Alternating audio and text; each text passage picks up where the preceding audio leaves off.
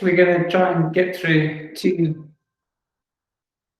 important bounds in quantum information theory. The first one is the Holevo bound, and the second is the Singleton bound.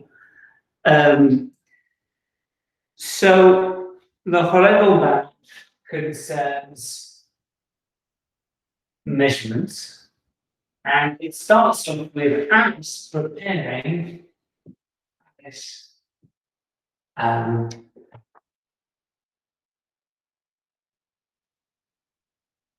prepares various quantum states, prepares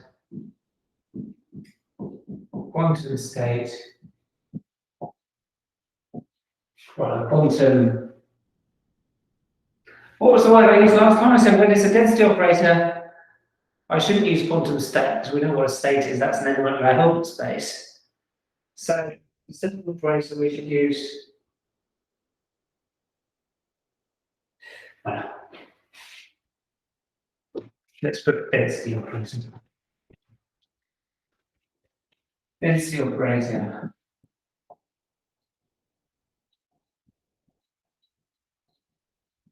Rho x with probability px. Okay, so she's got various quantum states, or ensembles of quantum states that she can prepare, and she does that with some probability distribution. Okay, so and gives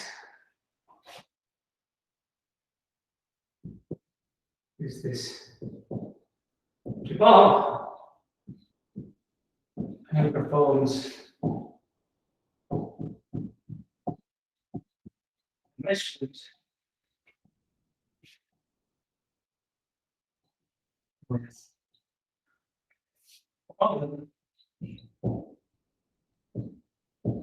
this would just be E1 to something, E0 to the M, doesn't really matter. Okay, so he's got some problem.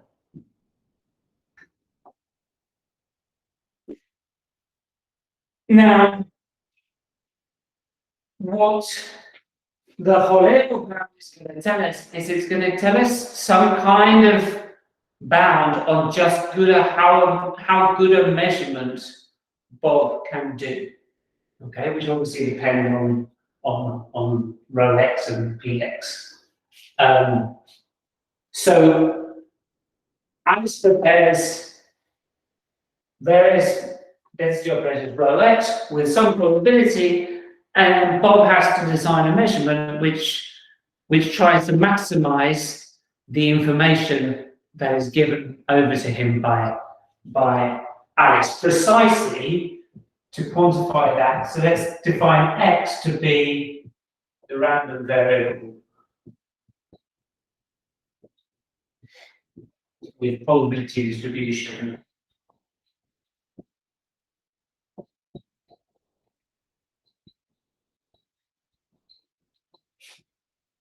px. That's how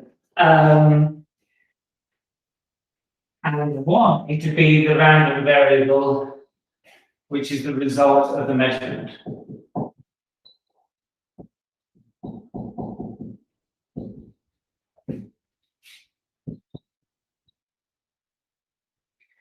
So just to remind ourselves, because it was a long time ago. In fact, I was thinking this morning, it was such a long time ago, it was before my beard went grey, that if Bob does a measurement with respect to a problem, he gets, so recall, let's do this, so recall Bob measures, well, let's say given a density operator,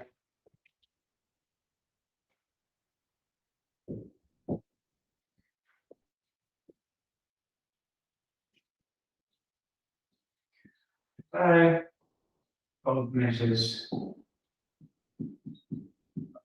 the index J with probability trace EJ row. Okay, so that we did way back when we were first introduced quantum density operators, and we introduced them with measurements, and we said, okay, we have a problem, then this will be the probability. And of course, since these are positive, they have square roots, so, and by the cyclicity of the trace, this is also equal to this. Okay, so, and we did all that way back when. Okay, so now we have two random variables. We can look at the mutual information between them. So what Bob is going to try and do is he's going to try and choose his problem to maximize. So the bound is, this is the theorem. He's going to do it to maximize the mutual information. And what the Holevo says is it bounds this how good a measurement Bob can do. And the bound we've kind of seen before, this should be familiar. So it's the volume entropy of this density operator minus some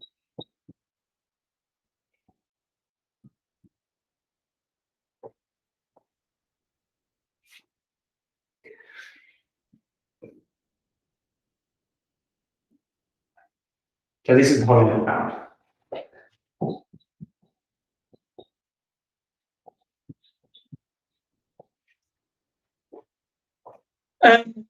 So let's just take a step back before we try and prove that, and let's try and understand a little bit what this bound is, because this should look familiar from last time. In fact, we proved that if the row x are orthogonal, so let's just say, this is before we prove it, just observe if the row x are, well, have orthogonal supports.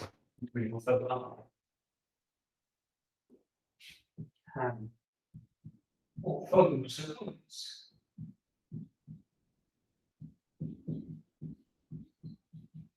Then this right-hand side was equal to the entropy, the Shannon entropy of the x variable. So just dependent on this probability distribution Px. So all this is saying is that the mutual information between x and y is at most the entropy of x.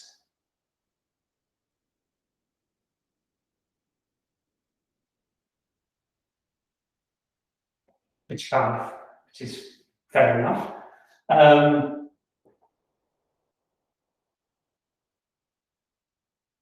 Because as we saw,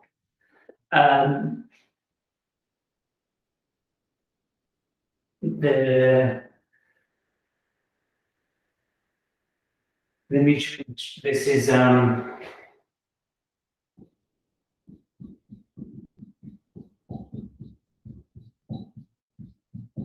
this, right? Because then the mutual information is the entropy when you take away the entropy knowing what.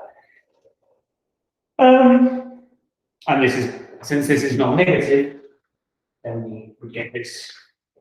Okay, so this is certainly true if the row x's have orthogonal support. What would happen if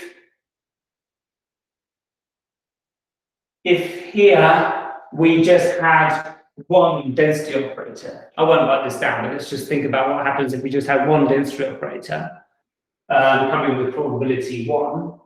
Then here you would just get S of rho, and here you get minus S of rho. So you have 0 on the right-hand side. But that makes sense as well, because the entropy of x will be 0. So if the entropy of x is 0, the mutual information is also 0. Okay.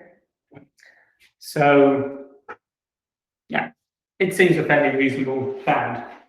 The proof is going to take us a little while and is kind of complicated. And with most of these entropic proofs, the idea is to kind of try and get all the stuff, all the information, into the same composite system. And then the things you're individually looking at will be the systems we obtain by tracing over some of the qubits. So that's going to be the idea. So I'll leave the theorem at the bottom. I'll even leave that because maybe we'll need it at some point.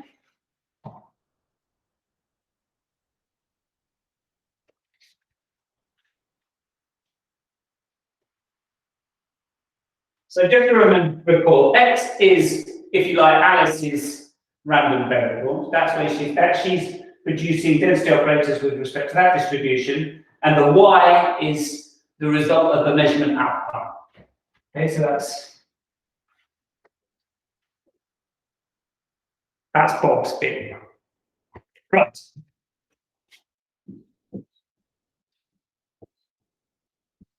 So we introduce 3 systems,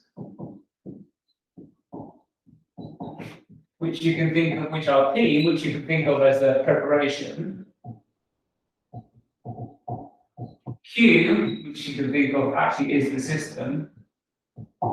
And what do I put it on?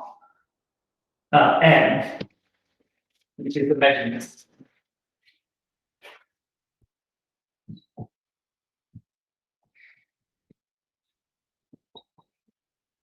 Okay.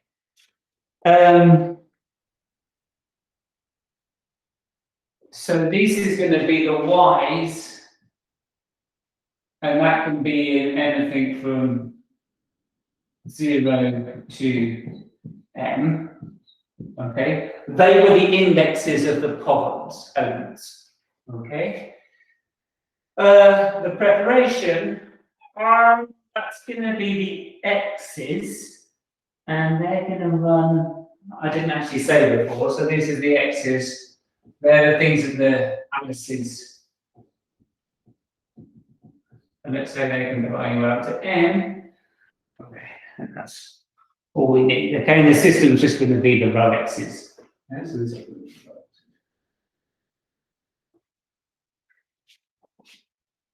so the initial state of the system is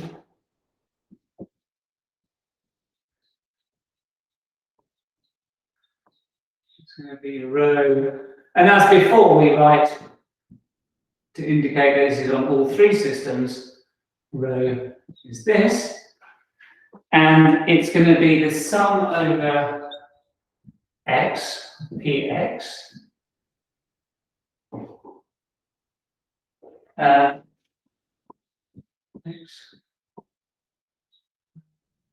then we're going to tensor that with the density operator. And then tensor with 0, 0 on the initial state. Okay, so just on the initial state, we've got kind of initializing. This is pre-experiment.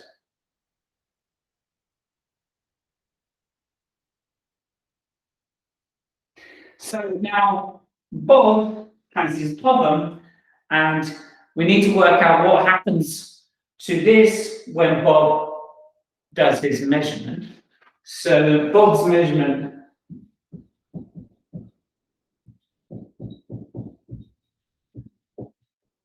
is described by a quantum operation.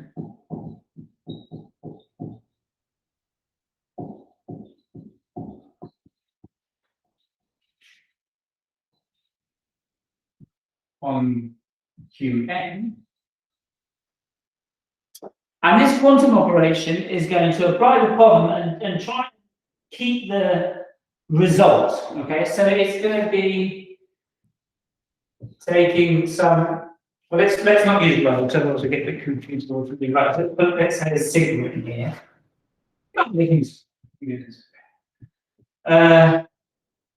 To I guess y, yeah? Oh, I see. Yeah, okay. So see, so on the initial system,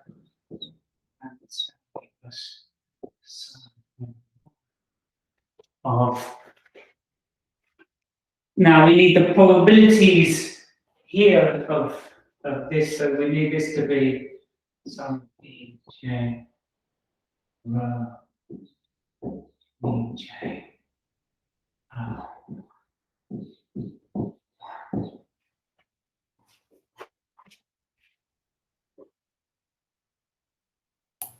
EY maybe, or Yeah, sorry.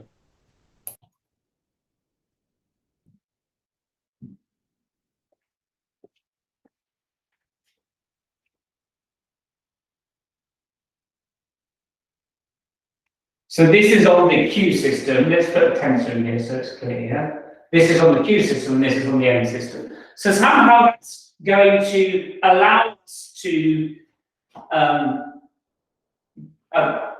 apply the measurement, if you like, here and store the information in different registers, if you like, on the N system. Okay, so that we'll be able to pick up the information we need from that afterwards.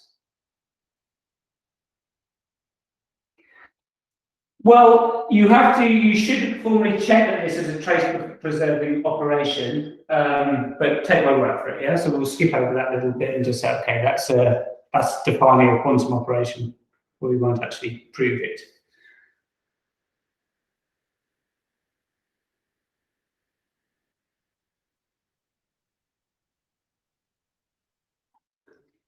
Now, we need to prove some various inequalities, which I kind of have stuck in the exercises. But let's just have a look at them anyway. So the mutual information, if I traced out, so recall that this row P would be tracing this out on the Q and the N, between this and the Q is the same as the mutual information between this one and Q with the N. And this is because this has just got a 0, 0 stuck on the end, so it doesn't really do anything, okay? So there's no correlation, since no correlation between N and the rest. Okay, so that's just stuck on the end at the beginning, so this doesn't make any difference there. Now, after the measurement, the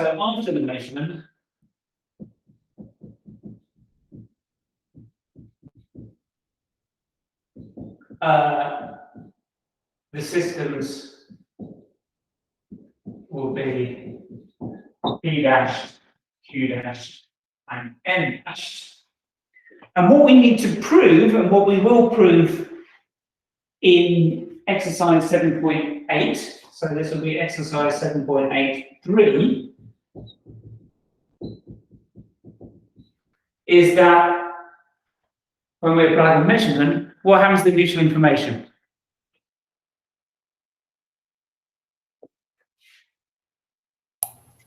goes up. Oh wait. Well, it either had to go up or it had to go down.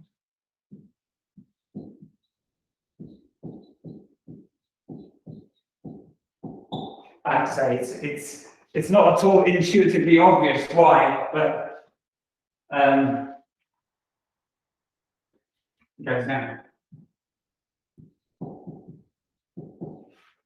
Okay. All right. Yeah. Okay. Since you're messing with them, it should go down. Exactly. There's like a classic version of this as well. No, the data processing. Yes. Okay. And the other thing we need, which will be exercise, and this is it now. I mean, after this, you've actually already got the bound. You just don't know. Is if we now throw away a system.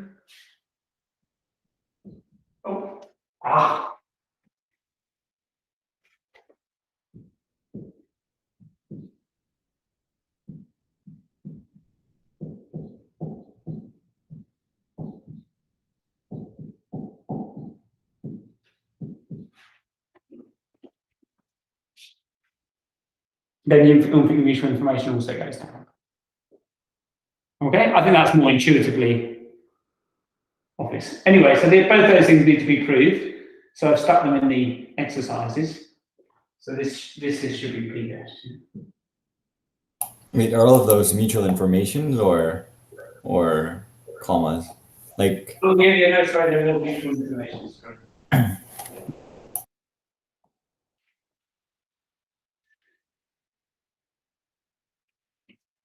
And the Holevo bound is, we shall see exactly this, that this is bigger than this.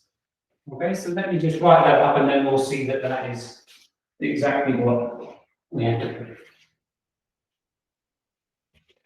So we have, hence, skipping over all the work in the exercises, S of rho P, rho Q, bigger than S, rho P dash, rho P dash.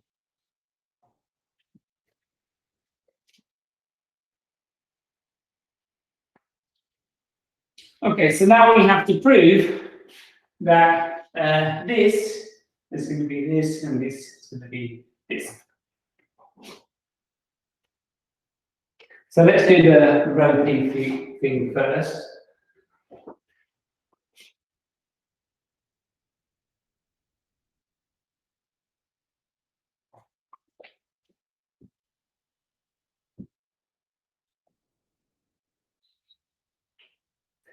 Now, how was this? This was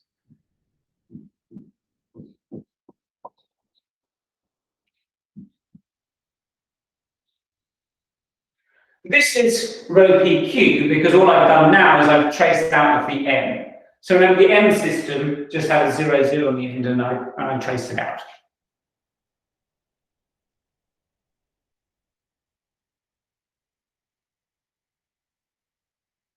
Now, what would that mean for S of rho P? If I want to calculate the entropy of rho P, to get rho P, I trace out on the Q system. But these are density operators, so when I trace out on the Q system, the trace of the density operator is 1. So I'm just left with Px, which has entropy, shunt entropy of the X.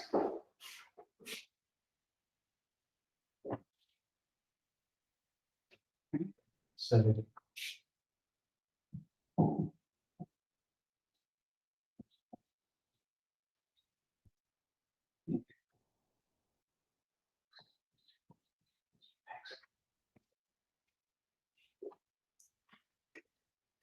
and if I trace out on the Q,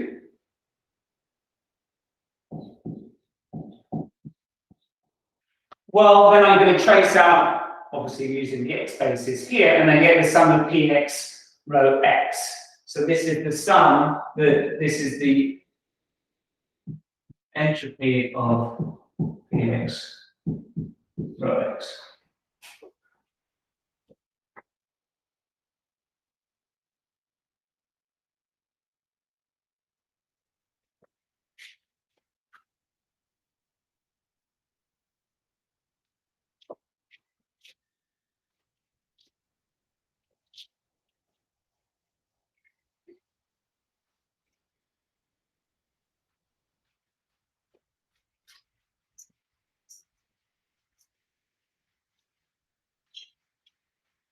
Really could have done with a bigger blackboard for this one.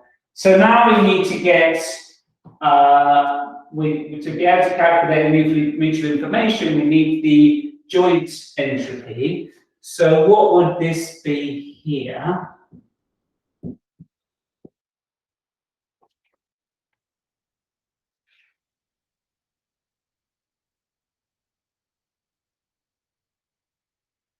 Ah, yes, of course. These things, and this is the nice bit, these things, because we've got the XX here, they have orthogonal support. So these have orthogonal support. Because the XX bits always kill the other one in the other one. So these have orthogonal support. So using our orthogonal support thing, which we know then that this will simply be so this implies that the S rho PQ is the entropy of the probabilities, which is x plus the sum of px, the entropies of these things, but the entropy of these things is simply the same as rho x, so we can just replace that with rho x. And I do believe we are now done on the left-hand side of that, or the right-hand side of this bit. So this implies that S rho P rho Q, which is S rho P.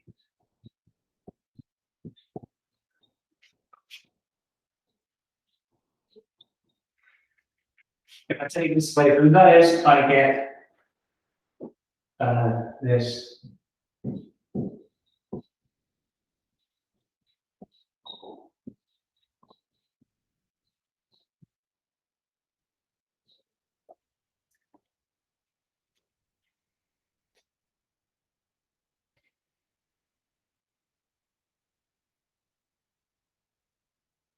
Okay, so then we're using the theorem that I mentioned down here that we proved last time, yeah, that if the density operators have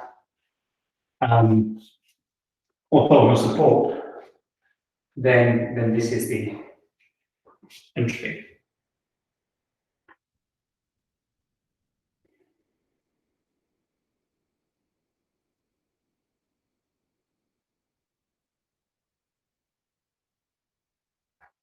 Now, what will be the probability, the joint probability of x and y?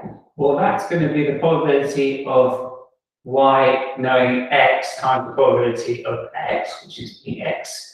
What is the probability of y knowing x? Well, if we know it's x, then it's the density operator is sigma x. So when we do the measurement, this is going to be the trace of ey rho x, okay, which we can write as mentioned before as the trace of square root of ey rho x square root of ey.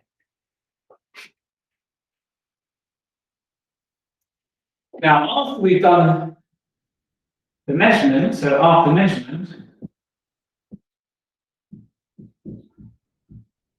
we have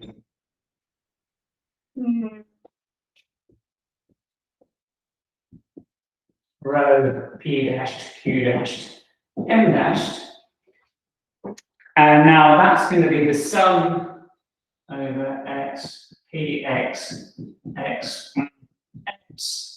Since done the measurement now, so this is rho y p x rho y, and tensor. So it should be over x and y, right?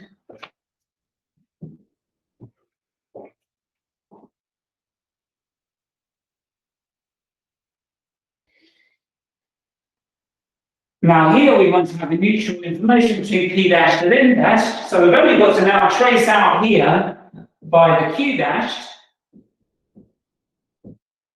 Oops. Trace out by the q dash, and you see what's going to happen. You're going to get the trace of this times px. So milagrosamente, what you get when you trace out the q dash system is the sum over xy of px p y x x tensor y, which is just the probability of xy.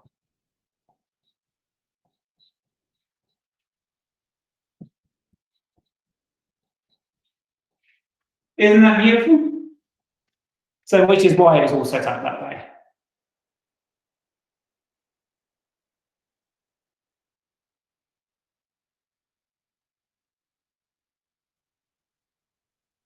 So now everything here, this is just like this is the actual quantum analog of the Shannon entropy here.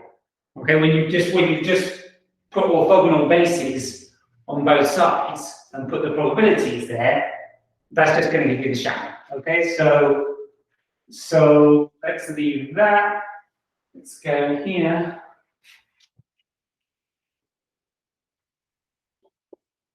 So it's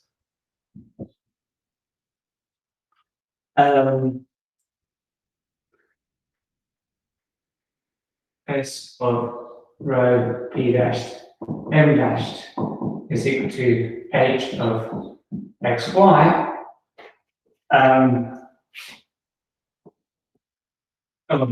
Use column. S of rho is equal to that's going to be the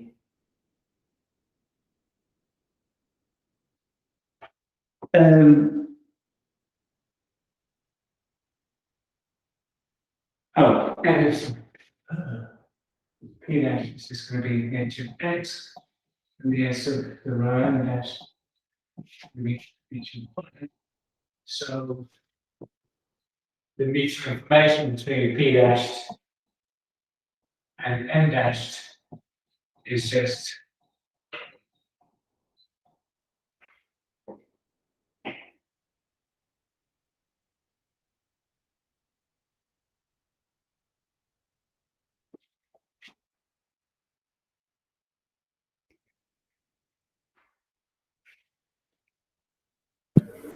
I have a question.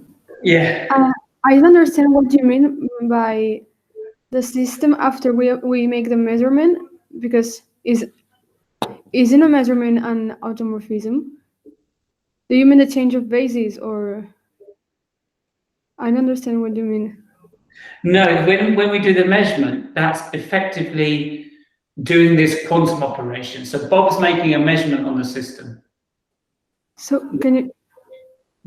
So Bob does a measurement on the system, which is the initial system that we set up with the 3 PQM system, and Bob does a measurement. So Alice is giving him rho x with probability px, and then Bob is applying the problem E0 to En, and that has the effect on our initial state. So let me get rid of this now.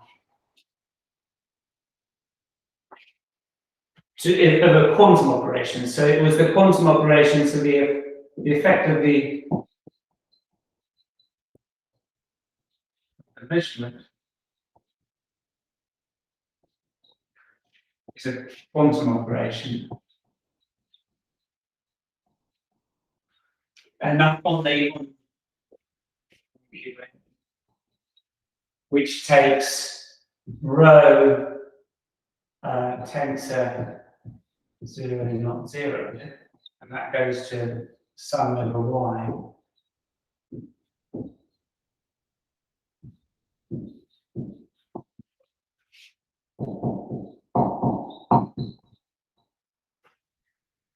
So the system's changing here. So now after the measurement, it's on. But is the states that change, but not the space they live? Well, qubits aren't changing. That's true, but it's just a notational thing, isn't it? Because if we left this as PQM here, it will be the same as the density operator we had before. Okay. What? I would say rho prime PQM would be the notation. No? Yeah, okay. Yes. Okay, you could just prime the whole thing. But, Yeah. So you want me to do this, yeah? So and I think Yeah, because you it would looks like PQM are different spaces. And yeah. Okay. Yeah, that would be fine. Okay. So it's this. Okay. Thank you.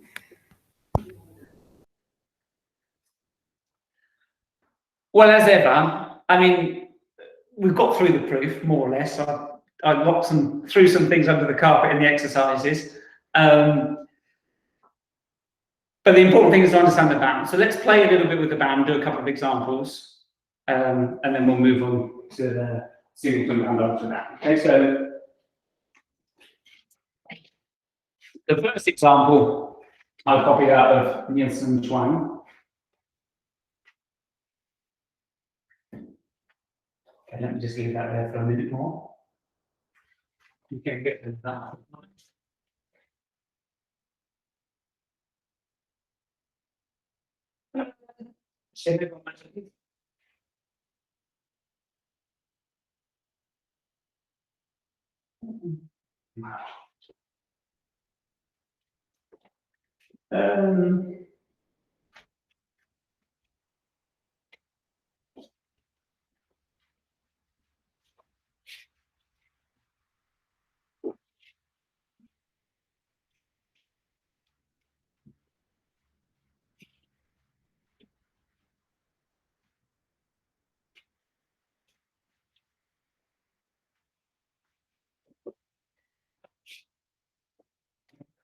Here's the first example.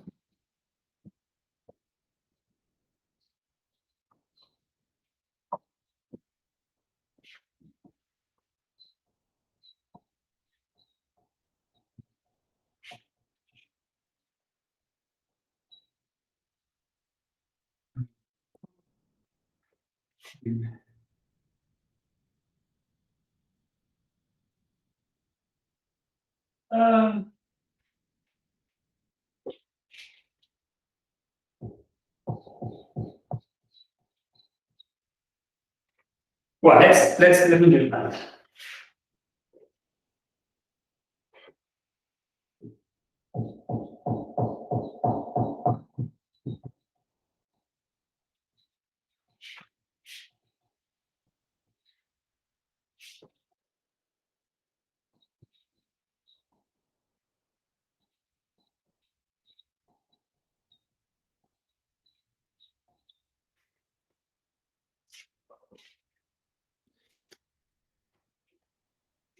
So with this, then we see that the sum of px rho x is going to be, while the probabilities in both cases is going to be a half.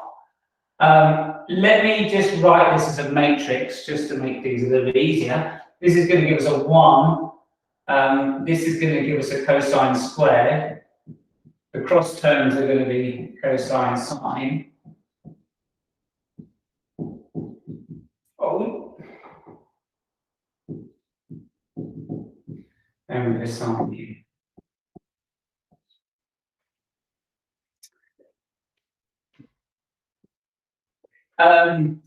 So the problem with entropy is, so to calculate the entropy of this thing here, is you have to calculate the eigenvalues. Okay, well, maybe not too bad here, but it's easier if you actually know what they are.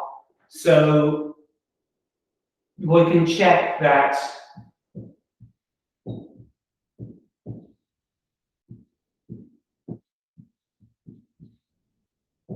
the determinant of this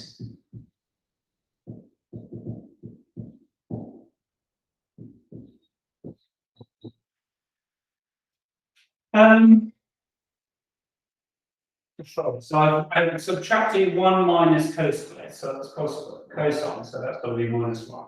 Okay, so I could from the diagonal, I'm subtracting 1 plus cosine theta with the hope that this is going to be 0. I'm not much sure I put that right way down. There it is. Okay, so if so this is cosine theta. I'm going to take out squared times sine theta. And I'm going to take out a cosine theta here. So sine squared minus 1 is minus cosine. So that's minus squared. So that's minus cosine minus 1. And then this is 0, right? Because this is minus cos squared plus 1 minus sine squared. 0. So that implies 1 plus cosine is 9 and then the other minus cos theta. Okay, so I'll leave you to check that one.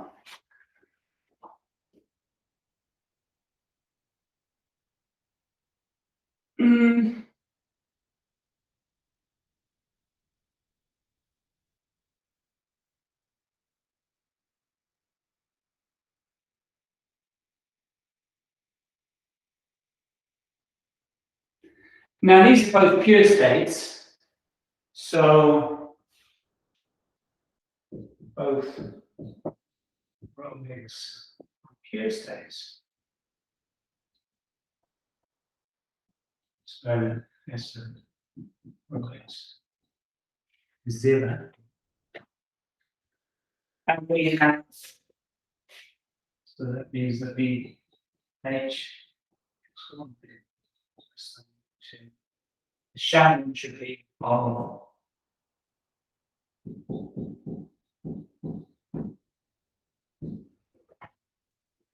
Which I'm a bit worried about because that doesn't sum up to 1.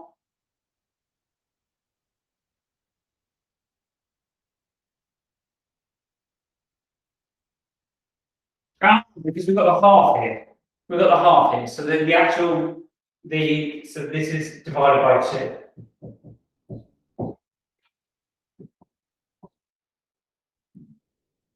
Okay, that's kind of nice.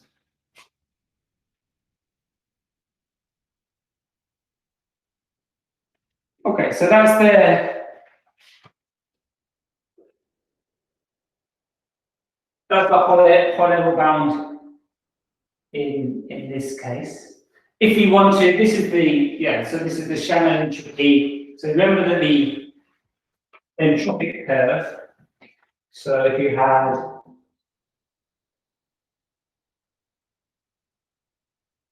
the Shannon entropy, so this would be H of E, which is minus of E.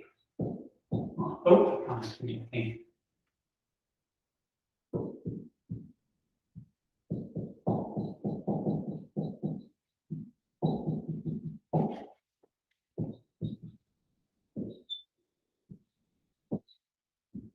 So 1 is that hit, and that's a half.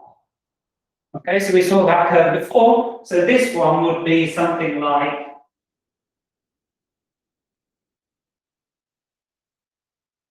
more like a bell shape, where this is theta. Here, theta would be going, this would be, so this is going to be h of a half distribution when the cosine is 0. So that would be pi divided by 2. That must be pi here. This again is going to be 1.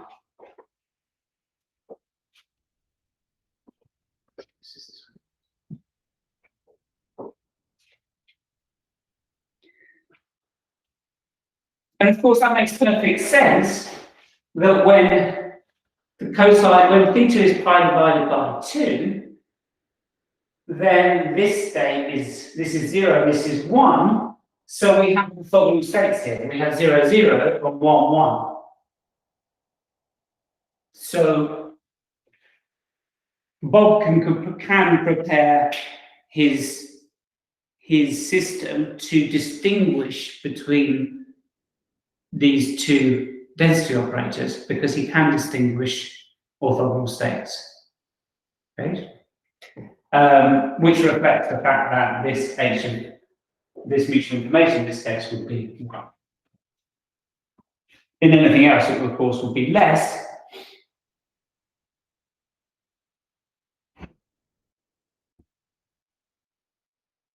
Okay, well, they don't actually talk about a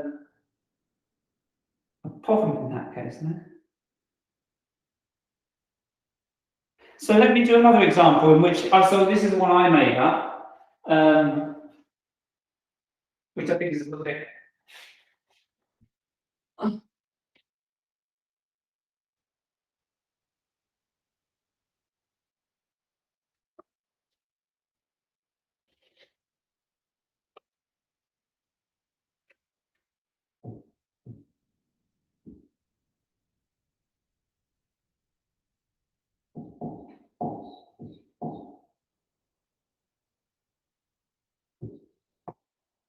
So Alice is now going to have three possibilities. She's either going to prepare 0, 0, 1, 1, or half the identity, each with a probability 1/3.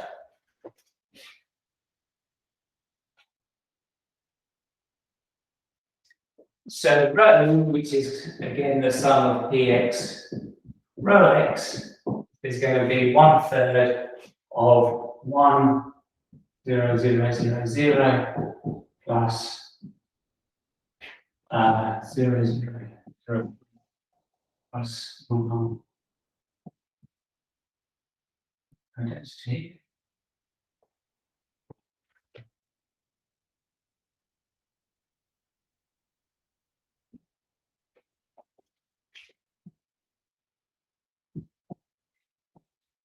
It should be half identity because this goes to the identity.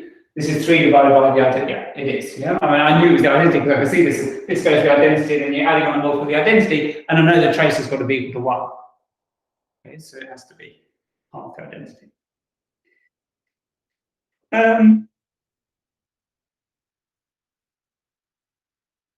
So the S of this, let me put this.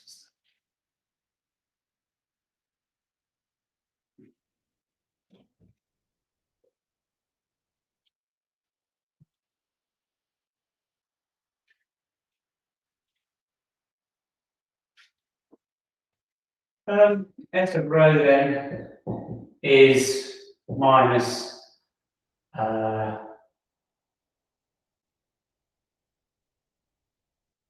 twice half and 1/2, which is 1.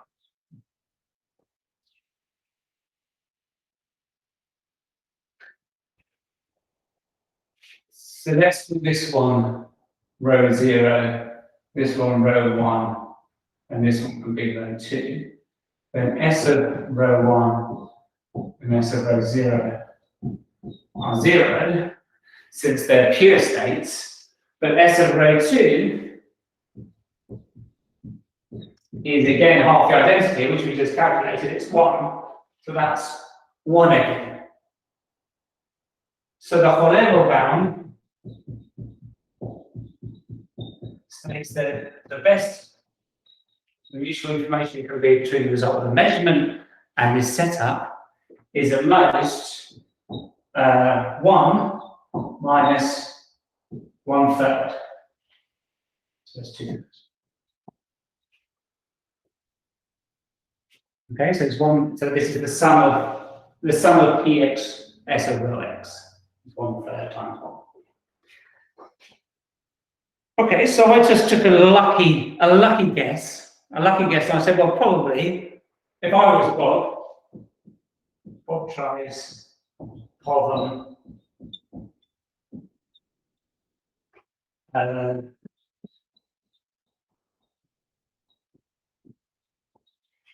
I reckon that's a pretty good guess to try and maximize his mutual information.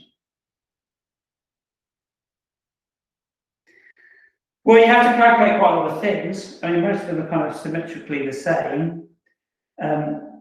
So the probability y is 0 is the trace of the 0 thing on rho,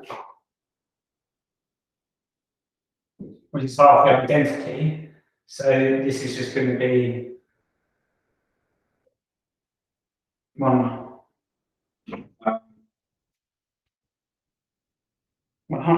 It's the trace of, it's 1/2 times the trace of 1, 0, 0, 0.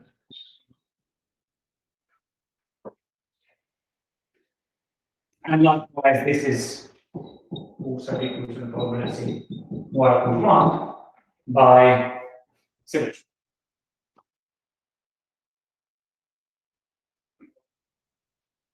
And then we have the probability that y is 0 given that x is 0. So knowing that it's this one, well, that's just going to be 1.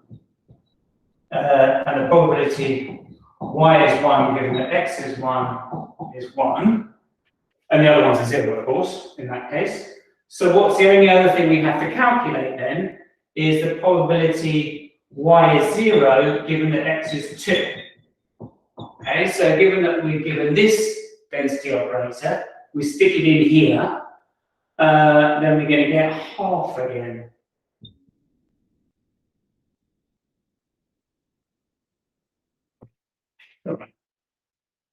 Yeah, and this is of course also going to be the same for y as well.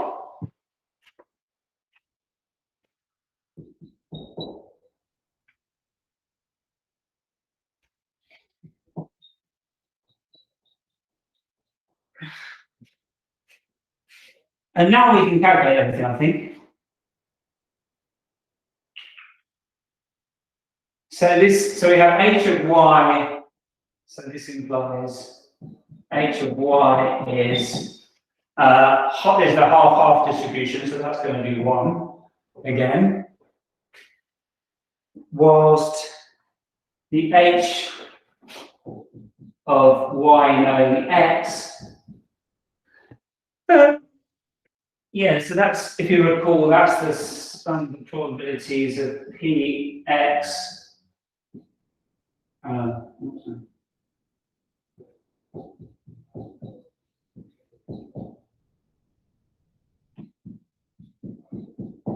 Okay, so that's through this sum. And we get a third, so we get minus a third. These px, we just calculate all this. This distribution is a 1, 0 distribution, so it has entropy 0. This one 2, and this one, so we get 0 plus 0. And then this one, when x is 2, we have a half-half. Okay, so that's going to be 1.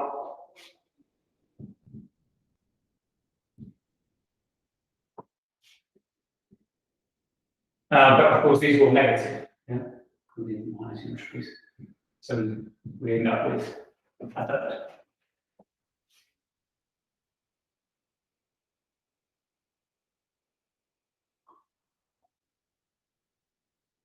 And you see what we've managed to do? We have managed to prove then this is all implies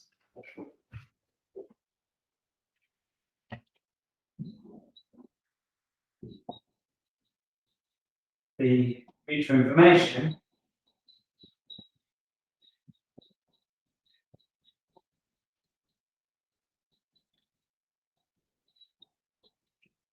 is in fact 2/3.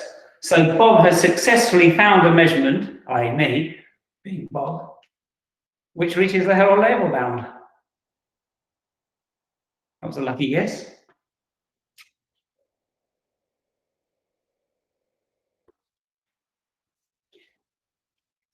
Okay, so there's an exercise there somewhere where we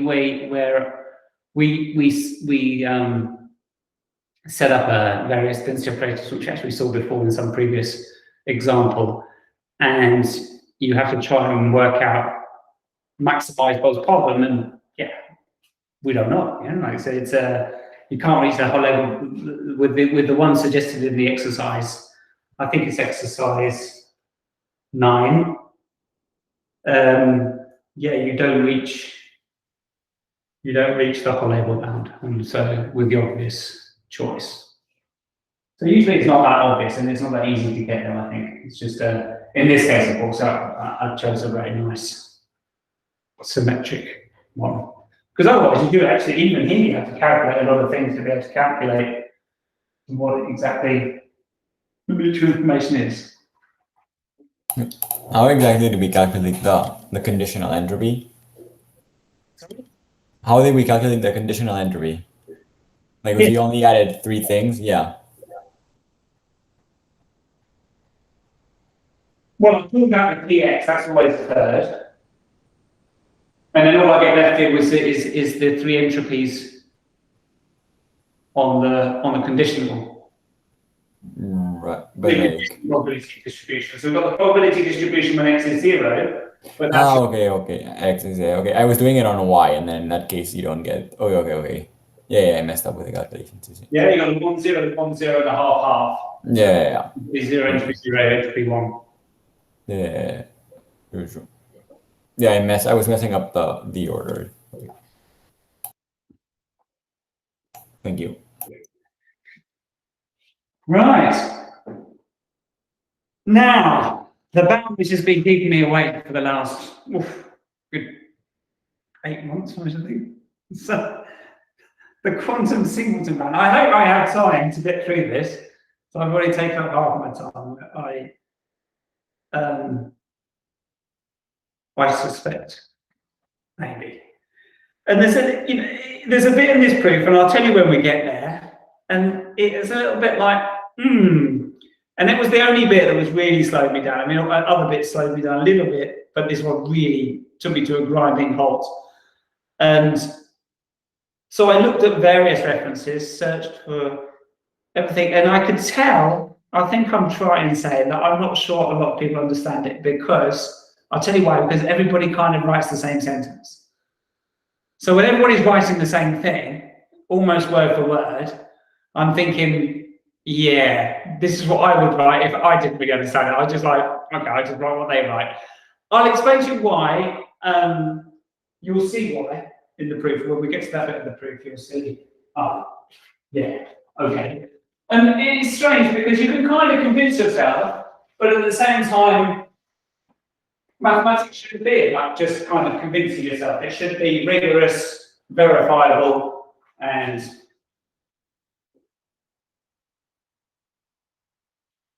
I like to say that we're not doing analysis here. You know, sometimes in analysis we start talking about these infinite things, and you're like, can I please take an mouthwash?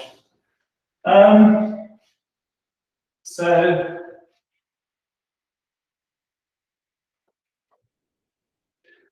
right, here we go. Ironically, I mean, of all the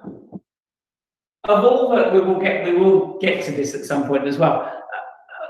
Of all the going from classical to quantum, so we saw sometimes going in the entropies things, the Shannon entropy and the von Neumann entropy were behaving very similarly, like subadditivity, and then other times very differently, like conditional. So partly the conditional is because I was thinking afterwards, the reason you can end up with negative is because if you look at the pure state, of course, it's hiding some probabilities in the entanglement inside the state. So, which could mean that maybe the conditional entropy is not really, the best way to think about it, and it certainly doesn't seem to correspond to the Shannon entropy and its behavior. But of course, it seems kind of the natural thing to do if we're embedding the smaller distributions in the bigger joint probability distributions. That's how it should go. Anyway, the reason I'm saying all this is just that the quantum singleton bound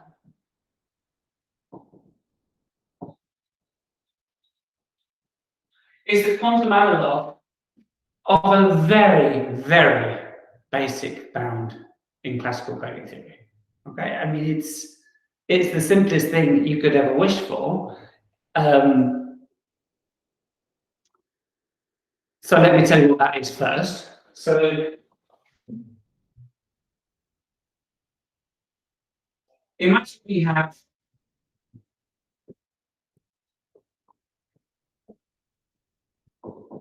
a finite set A,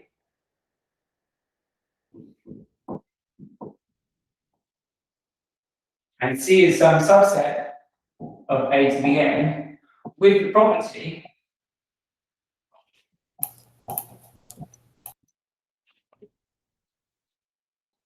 that for all UV in C, UV differ on at least the coordinates. Okay, that's my supposition. I'm going to bound the size of C. How? Here's my U.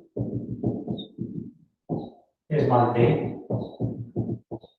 I'm going to pick any D minus 1 here and minus D minus 1 here. By pigeonhole, what's the number of tuples, different tuples I can have on these n minus d minus 1 coordinates? Well, that's the size of A to the n minus d minus 1. So if this was more than the number of tuples here, there is this u and v which agree on n minus d minus 1. Just by picking one.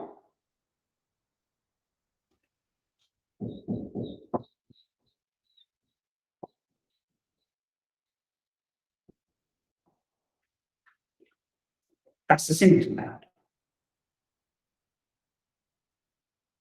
Okay. Now, if, for example, C is a subspace of, let's say, F2 to the n, then this is, let's say, a K-dimensional subspace. Then this is 2 to the k is less than 2 to the n minus k, n minus d plus 1. A k is minus n minus d plus 1. Written another way, and this will be more relevant for us, n is bigger than or equal to k minus k plus d minus 1. And in fact, this wouldn't matter if this was a different finite field here. This would be exactly the same. So, tanto el clásico como el cuántico, just as in the classical case, in the quantum case, also, it does not depend actually on qubits, but we'll get to that later. So this is the Singleton man.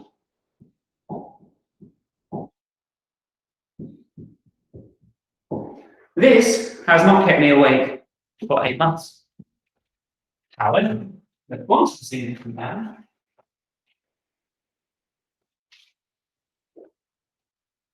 So recall, if there is this, we will write this for our quantum code, yeah? N, K, D. N.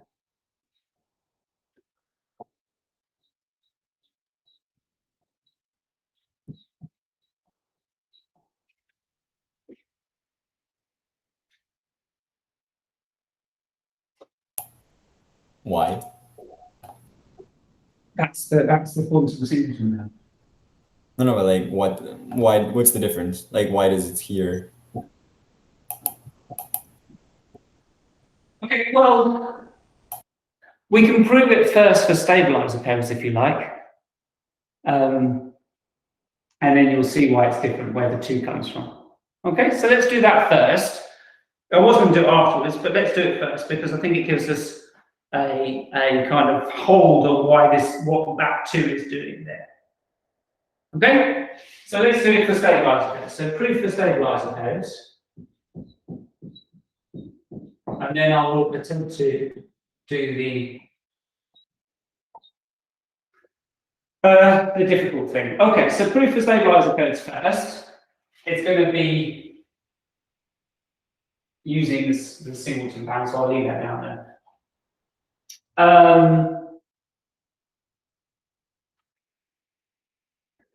So we prove that an NKD stabilizer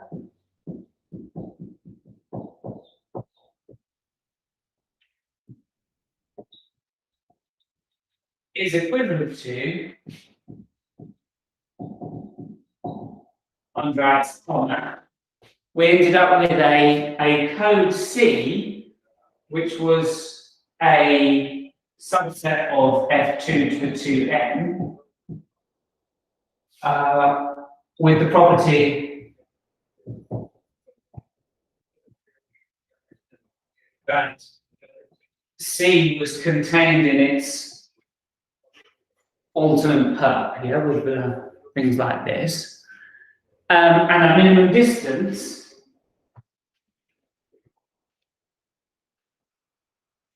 D is equal to the symplectic weight of C perp A not C. Right, so this symplectic weight, so symplectic weight of 0, 1 is 1. Well, symplectic weight of this is 1 and this.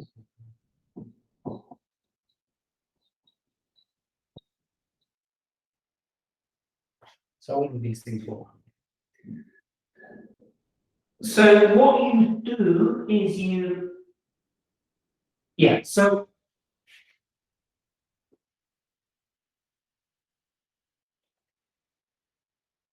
the size of C was so the rows of the generator matrix of C corresponded to the generators of the subgroup. And this subgroup had n minus k generators. So the size of this code was 2 to the n minus k. And that meant if we're doing the orthogonal in this subspace, that the size of C per A is 2 to the n plus k. Now think of C per A as a subset of A cross A to the n. Okay, where the A cross A is our x, y. So our columns came in pairs. Okay, so then this symplectic weight, so as a code of A cross A to the n, minimum distance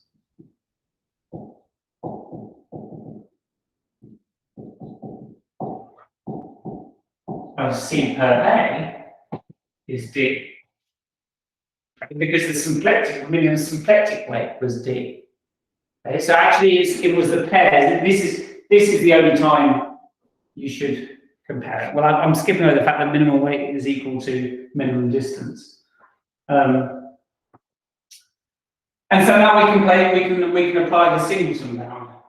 So to apply our Singleton bound, so Singleton classical, it implies that the size of C is less than to the size of A cross A to the n minus D plus 1. Okay, so that's the Singleton bound. But now you see the size of soil is C per A.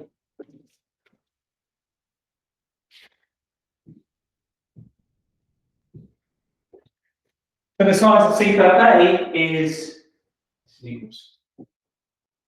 This is 2 to the n plus k. Is less than equal to 2, our alphabet is size 2.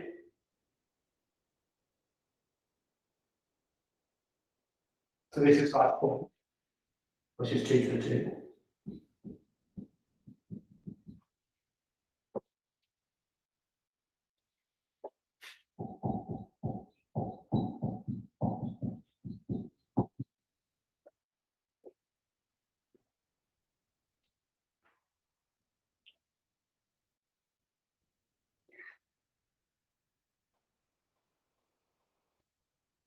So this is where the 2 is coming from, because really our code is on 0, 1 cross 0, 1.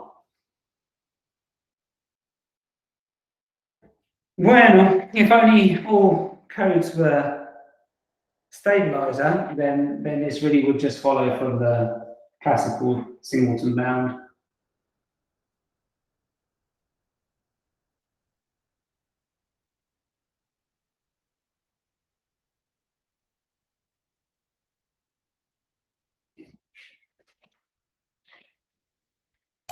I mean, so what's different? Because all the stabilizer codes were equivalent to some like standard code, like non-quantum. Like, Yeah, exactly. So that's what I say here. Yeah? So any stabilized code is basically equivalent to a subspace of F2 to the 2n with certain properties. The property being that it was contained in its alternating dual. And then we kind of like, we apply the Singleton bound to this alternating dual code, realizing, and the fact that this D is the symplectic weight means that we kind of like compare pairs of coordinates instead of just coordinates. And it's that pairs of coordinates which makes our alphabet go from having 2 elements, 0 and 1, to having pairs of 2 elements. okay. 4. Okay, so that's where the difference is with the classical code. Because the parameters should be the same, for the equivalent. What are the NKD for the equivalent classical code? Yeah, so we write a classical linear code. We write NKD, and the Singleton bound said that n is bigger than k plus d minus. Yeah, but like for the classical code that is equivalent to the stabilizer code, like, is it the n and the k? Like, how do these change? Right, like, because the classical code also has sort of an nk and a d for it. Yeah, this code is an n. The C is an n minus k don't know code, and C perp is a. Oh, sorry, no, it's not. It's a 2n minus k don't know, and this is a 2n n plus k. It's not really D here. That's the point. It's minimum distance. If you look at it as a code, well, you don't know, you don't care. What you care about is its symplectic weights. Okay. Yeah, because these things correspond to. It's because this corresponds to the identity, and the other ones correspond to X, Y, and Z. Yeah, which count towards your errors. Okay, that's where the 2 goes to the 4. In the classical, you've only got 0 and 1.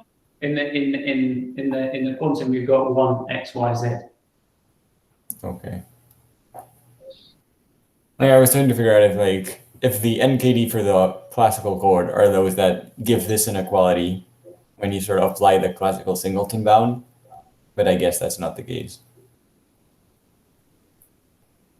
Like C would have some sort of n prime, d prime, k prime that sort of give that bound. So if you want to construct codes, quantum codes, which meet the quantum, which meet this bound, okay? If they're stabilizer codes, then they have to meet this bound. Yes. So you have to take this to be what's called a maximum distance separable code, an MDS code. Now, you're not necessarily, just because you've got an MDS code, you can't necessarily go the other way. But it's an MDS code over the A cross A alphabet. Now, you did the problem on the FQ to the 4 construction, right? Yeah. So if you do everything there, then it's simply an MDS code over FQ squared. Or in this case, F4, because Q is 2. Okay. Yeah. And So you can only find things which meet the quantum Singleton bound if you're going to do it for cubic codes. If they're stabilizer codes, then you must be able to find them as linear codes here. Well, there would be this one, of course. Yeah, and that kind of like limits you, because then you quickly show that there's not very many of those, and it's a lot harder to show that actually there aren't any more. Yeah, but we're getting ahead of ourselves. Let me try in this last half an hour to prove this in general. So proof for all. And it's going to be, and the reason that it's here and not in the in 6.9 or 6.6 would have been, is because we're going to use entropy again. Now,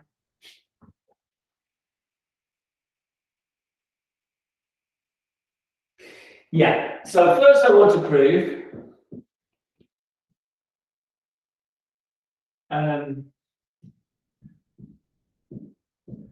this is the really weird bit.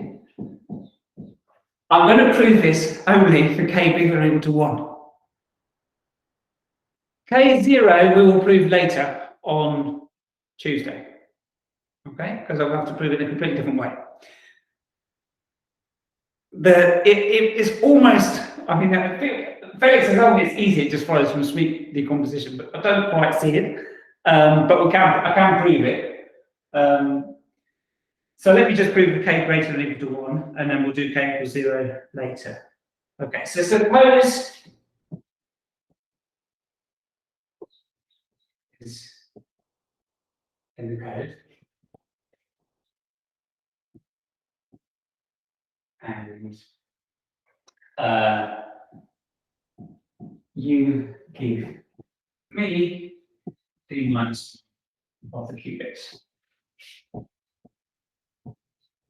Okay, so you've prepared a nice psi in the code, and you physically give me d minus 1 of the qubits. We proved you have a recovery map. You can replace these with some new d minus 1 qubits.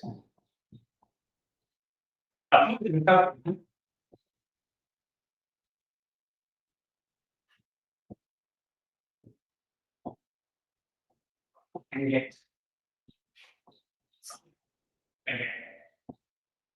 okay, well, it doesn't seem like we actually did very much there, but I now have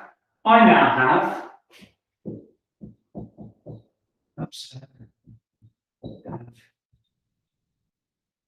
So let's assume, we're going to assume by contradiction, so assume n minus d minus less than d minus 1. I also have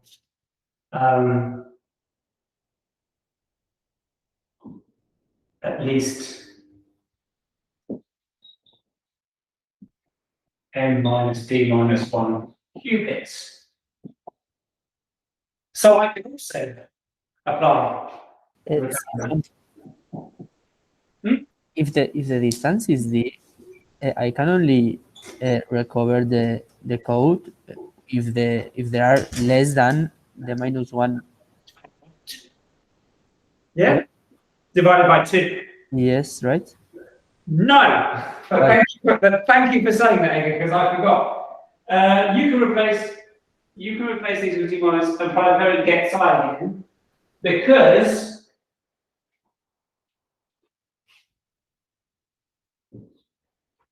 in exercise 6.42, which maybe we didn't do. Did we do that? I think we did, yeah. We missed 2 out. We proved we can correct d minus 1 located errors. Okay, so if I tell you, so in general, Edgar's right, you can only correct d minus 1 divided by 2. But if you know where the errors are, if you know which qubits it's coming, then we can do d minus 1. Yes, okay. Okay. So so I also have this many qubits, so I can also throw in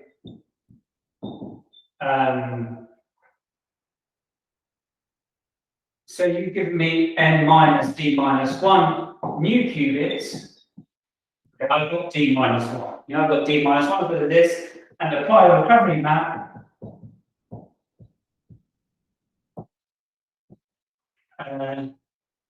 And get something 2.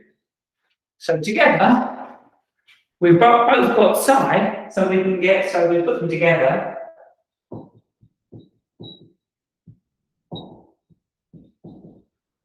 And get psi. Now, psi tensor psi, let me put a tensor symbol in there, just to emphasize them.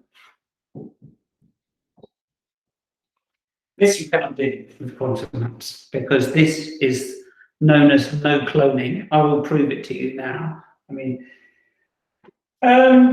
essentially, so you have a map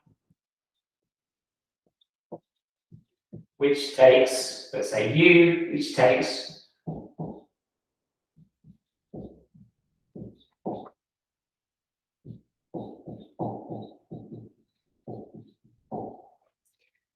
this S here, that's n qubits. These are the n minus d minus 1 qubits that I threw in, and the d minus 1 qubits that you threw in, and we stick them there. We both apply our recovery maps and we get this at the end. Okay?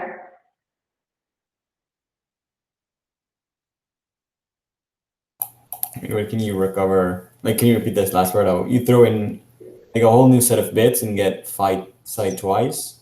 Yeah, because you did it and I did it. So I've now put them together, yeah? So you had d minus 1 qubits, they're here. And I put in n minus d minus 1 qubits, they're also here. So together that's n qubits. Right. And we both do our recovery maps and we end up sticking our things together. And we have psi tensor psi. Why can we apply the recovery map? Like if it's n qubits, which are whatever. That's from the theorem that we proved in, yeah, the big theorem in quantum error correction.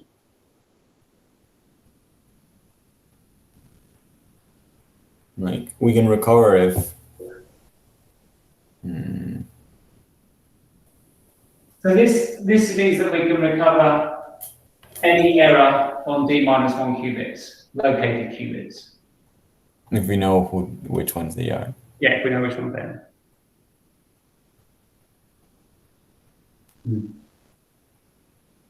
Like in the case where we have the d minus 1 qubits, and then we sort of put n minus d minus 1 new ones. Why can we recover the original state? Because this is definitely going to d minus 1. Ah, okay, yeah, okay. I was wondering, okay, where you got that from? Okay.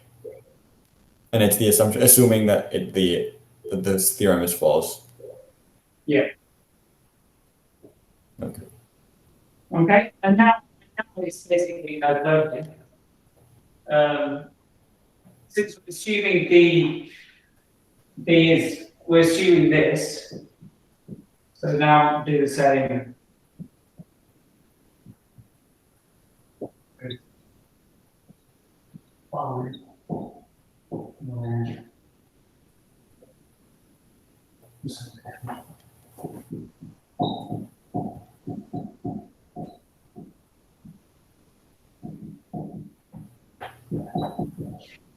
And this is where we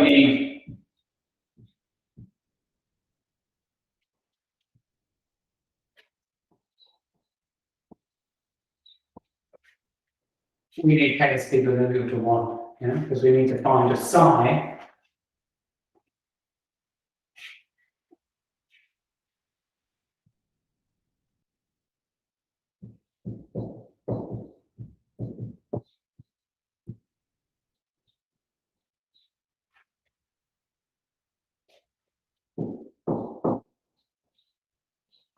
that's not orthogonal, no, that's not.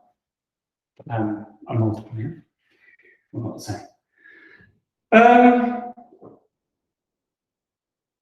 Okay, so we do this, and now we do the same. We know that U of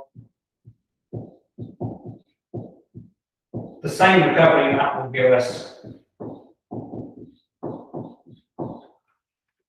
And now we can compute the inner product between these two things in two ways. So,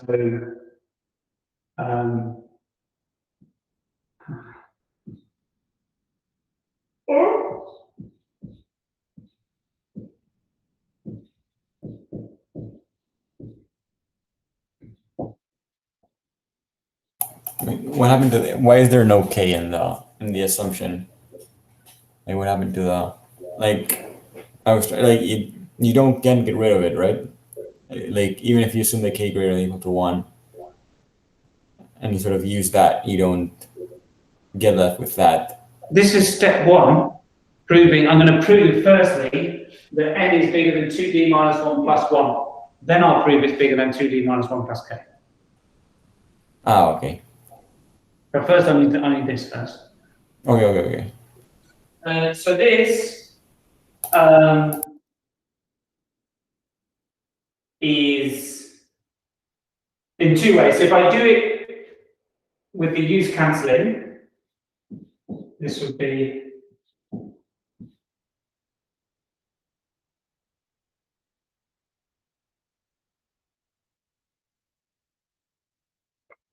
fourth. Also, I'm just doing it from here. I mean, yeah.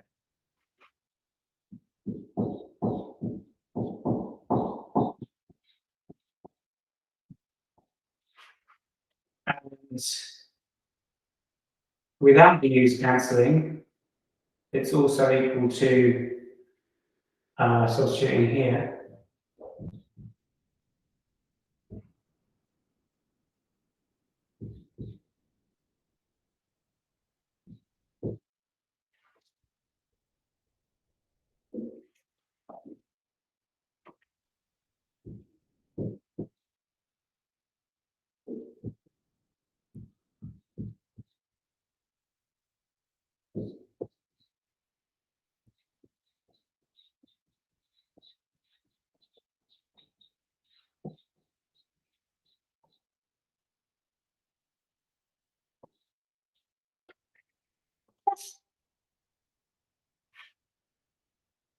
Which is a contradiction.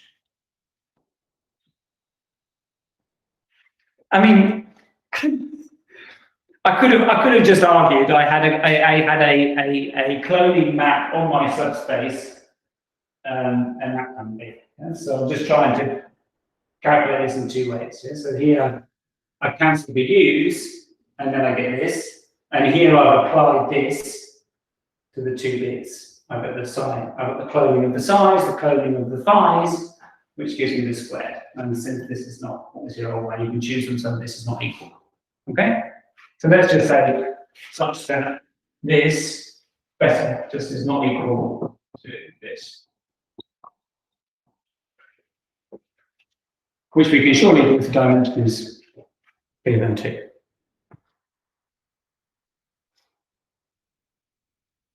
So we've now proved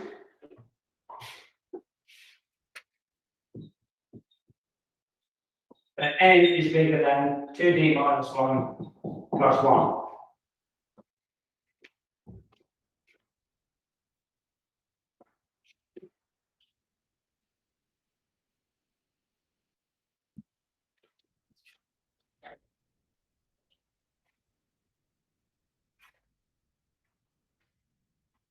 The bit that kept me awake, that's not even the bit that kept me awake. That kept me awake for a couple of nights, but this bit is the bit that's kept me awake for a long time. Right, unsurprisingly, we're going to introduce a bigger system than our system. So we have n qubits, no? We have n qubits, and we have our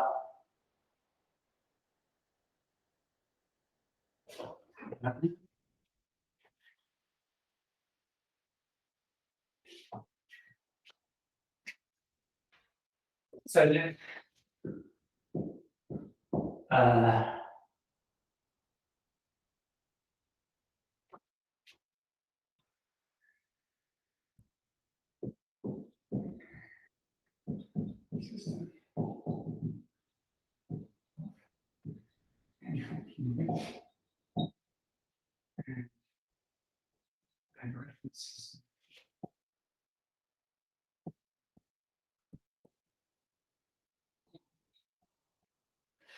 And this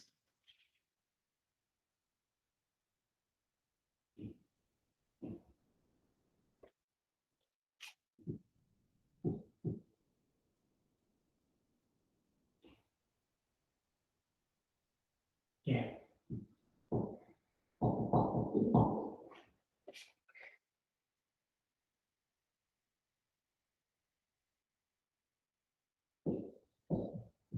Now I want to take an orthonormal basis for my code. So I can find, I put in a V, but I don't want a V. Here, orthonormal basis.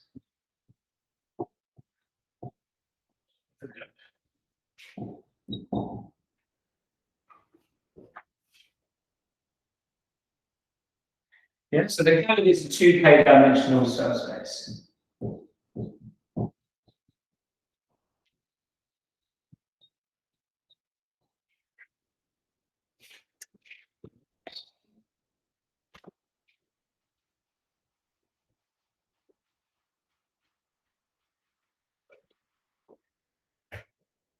Right. Now,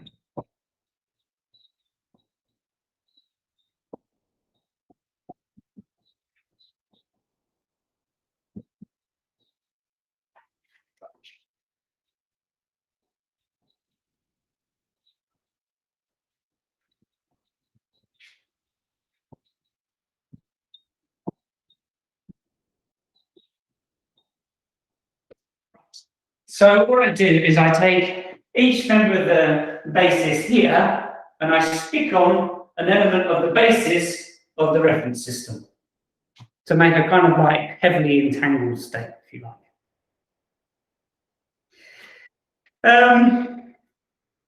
Now, I didn't actually want to call that A because I used A something else. Let me call that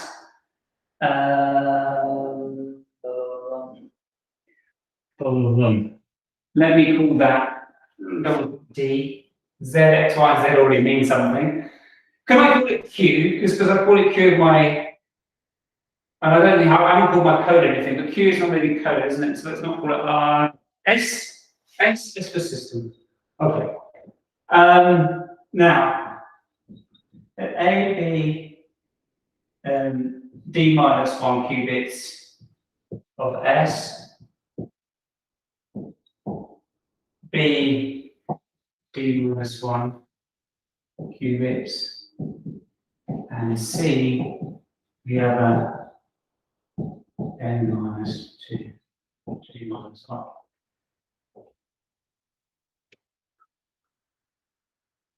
And I can do this because I've already proved that N is at least, that there's something here. Yeah? So I proved that C has a qubit in it. That's why I needed to prove that N was bigger than 2D minus 1 plus 1. Yes. Wow. Right. We've made it. We've made it.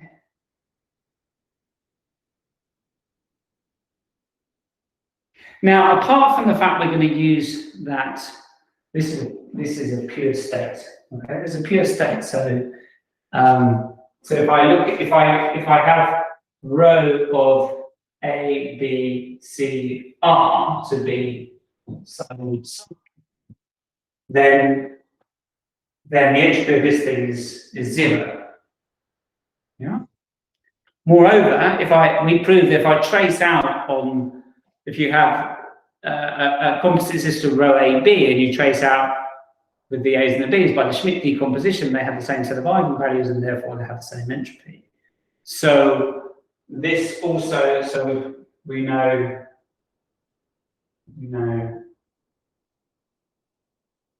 since row A, B, C, R is pure. We know some things about it. I mean, we how do we want to split it up? Oh yeah, S of row RA is equal to S of row BC. Okay, so if we split it up into those two component systems, then we know that's the same. Now the big one.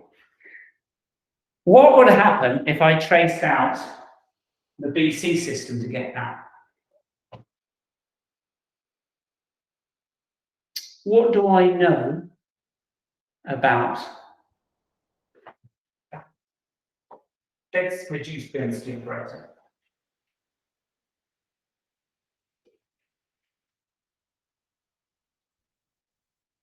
I could, in theory, give agent these d minus 1 qubits and still recover my code. Okay? So somehow all the information about the code then is in the B and C qubits. So when I trace out the B and C qubits, there should be no information about the code left.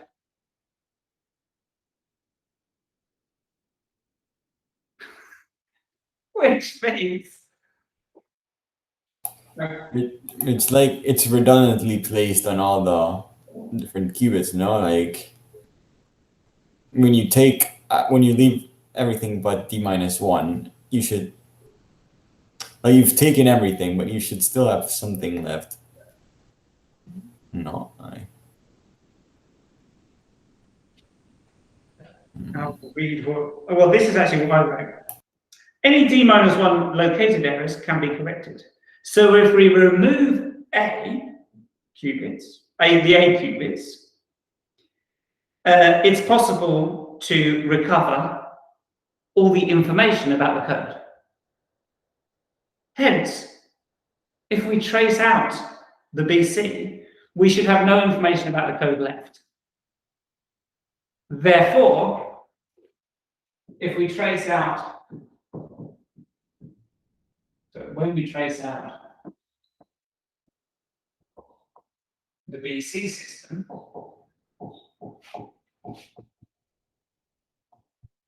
we should have no information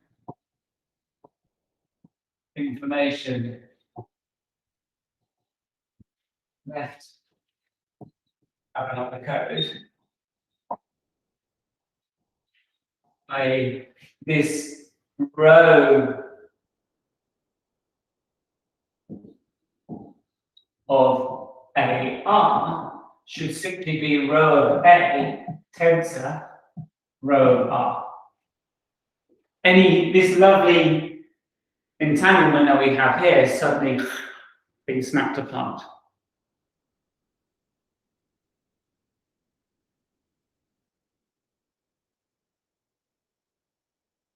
you should have no information left, or information. No. No, because you wrote text on the like you wrote we should have information. Yeah. I mean, I want to write down something mathematical to prove this. Yeah? I want a mathematical proof of that. I can't think of one either. Oh, is that what all the books have wrote, that when we trace out the BC system, we should have no information about No that? correlation, yeah. So they just say there's no correlation. Boom. That's cheap. I don't find it that intuitive that we should have no information left about the code. Well, I said that we should have no information. That's my way of kind of saying it's gone, but they say no correlation. No correlation between.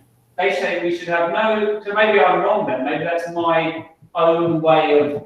I mean, my way of thinking about it is if you take away the d minus 1 qubits, in a way, all the stuff about the code is still there in the other bit system. So therefore, Yes. if I trace out of the other system, there's nothing left, right? I mean, that's not really true. Like the way you it's not that those d minus 1 are especially insignificant. Like you've distributed the information. Like you've distributed it. Like it's supposed to be there's redundancy checks, right? That's the whole point about error correcting codes. Right, so it's like there's no qubit that are sort of useless. Yeah. Like you can recover from n minus d plus 1, Yes. But it's not that the d-1 have nothing. Well, yeah, it's not but once I got rid of these n-d-1s, okay, there should be no correlation, but yeah, it's not that they have nothing, no, of course not. There's still something there. So what I did, I mean, if in doubt, I checked a couple of examples. Now, it's quite difficult to check, but I put an exercise I did this morning so that we could actually check that. And I suddenly realized that actually the short code, although it's on 9 qubits, so that's a big space, 2 to the 9, the logical bits only have 8 non-zero coefficients. So that's quite a nice one. You can actually do it. You can actually trace out the BC system and check that you have no correlation left. Okay, so at least we will do proof by example in the exercises.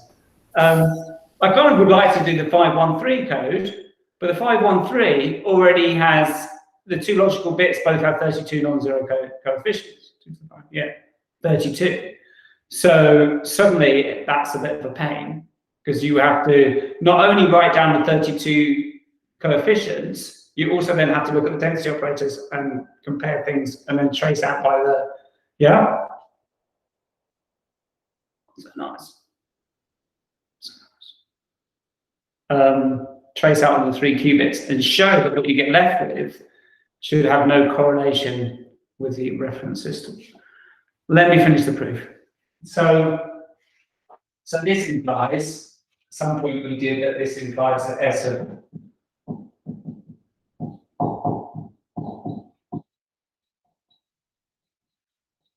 either we already proved that, I can't remember, or we did it one of the exercises. I think we actually did it, didn't we? I think I did it. Or maybe, no, I think it's one of the exercises. I think it's one of the, that's another exercise. Look at something.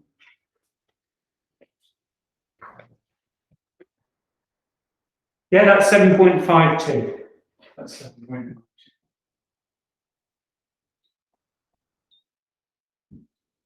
But you can do that. You can do that directly. So.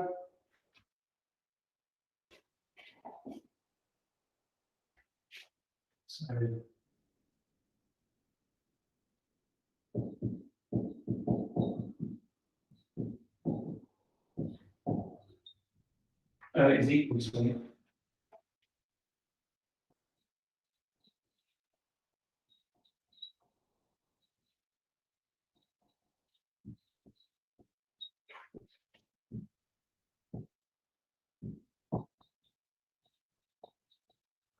And that was the subjectivity, okay, which we did. And now, of course, we could have done the same with the B's, because there's no difference between the A's and the B's, and we have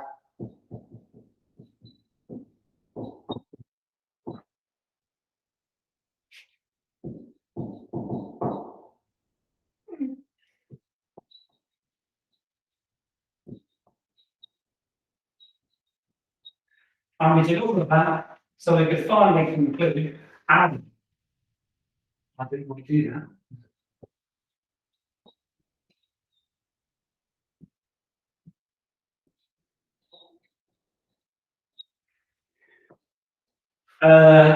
If you sum these two things up, this implies that, and that is the Singleton bound. Because this C is on n minus d minus 1 qubits, which means the entropy is going to be at most n minus 2d minus 1. Okay, because it's log the size of the space. And the size of the space is 2 to the n minus d plus 1.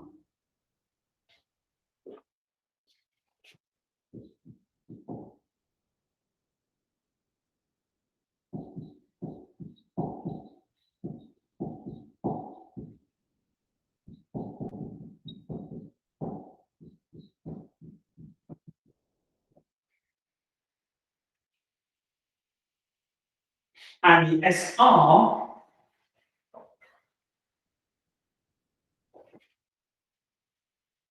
Well, SR, so it's not row was.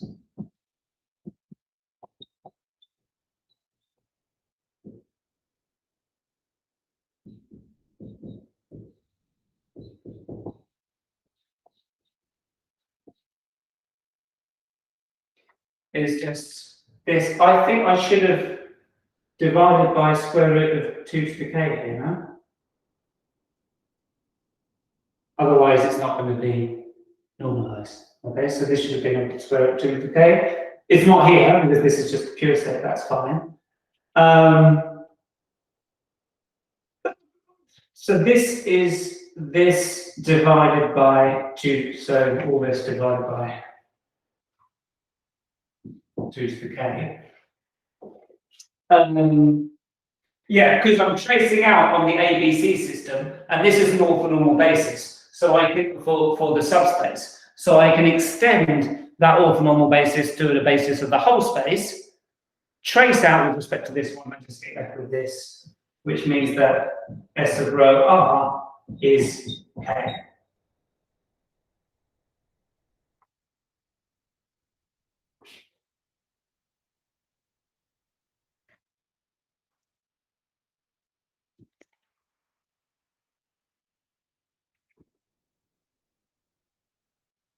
This is K.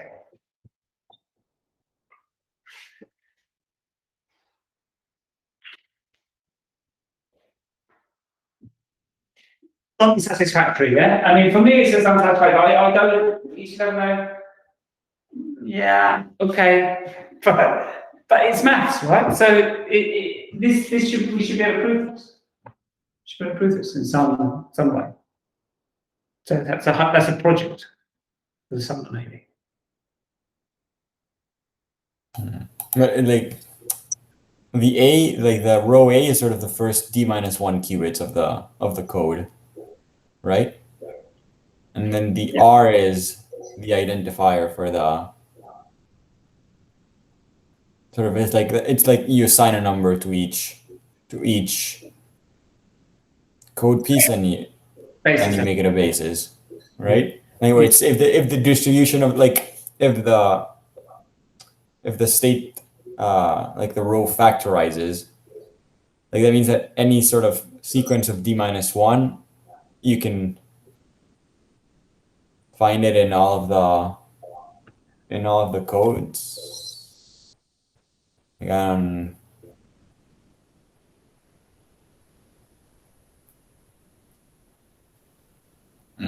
I don't see it. Why it should be true. So maybe you will not sleep now for 8 months. So maybe your beard will go grey. I mean, I just don't get it.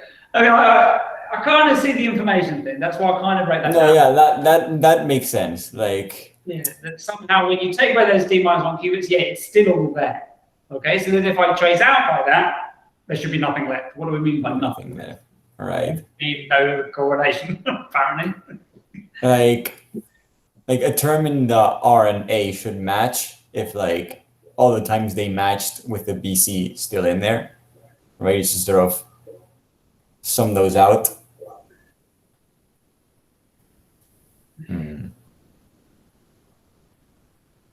Like, it's kind of telling you that like every sequence of d-1 occurs with every single code.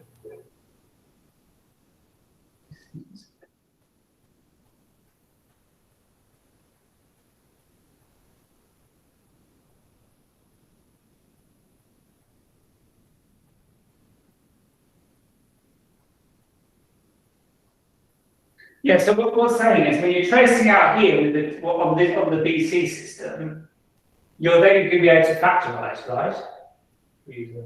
Yeah. A strange word. So all the things you left with here, are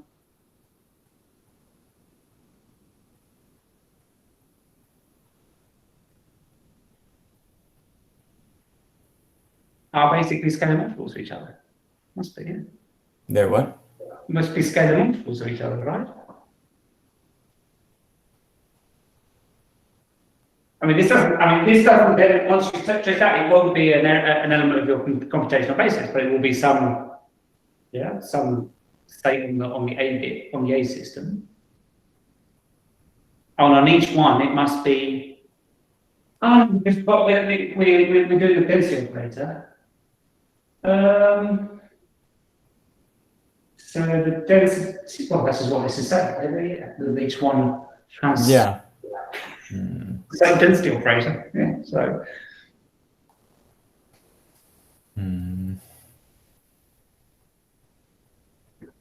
Me rindo después de tanto esfuerzo. No podéis imaginar. I imagine it's one of those things where like everyone just assumes it's true. But like everyone just says, "Oh yeah, I've heard this is true," and then there's no proof anywhere to be found. When I started looking, like in some phrase like have no correlation. Yeah, so of course they have no correlation. Of course. And everyone says the same thing. It's like, okay. I don't know. I mean, so anyway, it's an ongoing project. One day we'll find a nice impossible proof. I mean, there must be. I mean, yeah. So I'm going to stop this recording. Atura la grabación.